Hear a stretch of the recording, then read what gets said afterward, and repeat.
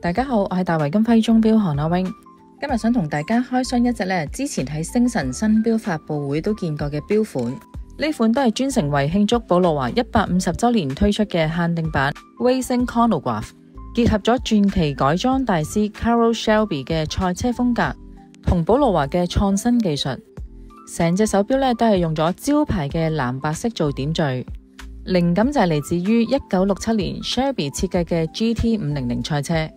43mm 嘅錶殼設計就好似跑車嘅氣動線條，配有黑色嘅測速錶圈、藍寶石鏡面。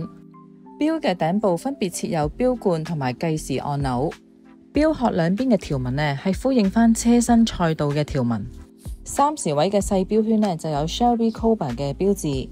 呢款機芯係寶路華獨家嘅高頻石英機芯，內置咗8針計時功能，可以精準到去毫秒。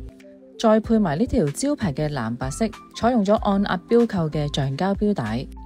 錶底刻有 Shelby 嘅簽名同埋獨立編號，全球限量7500隻。隨錶仲會附送呢個1:24嘅 GT500 模型，啱晒中意儲限量版嘅錶迷。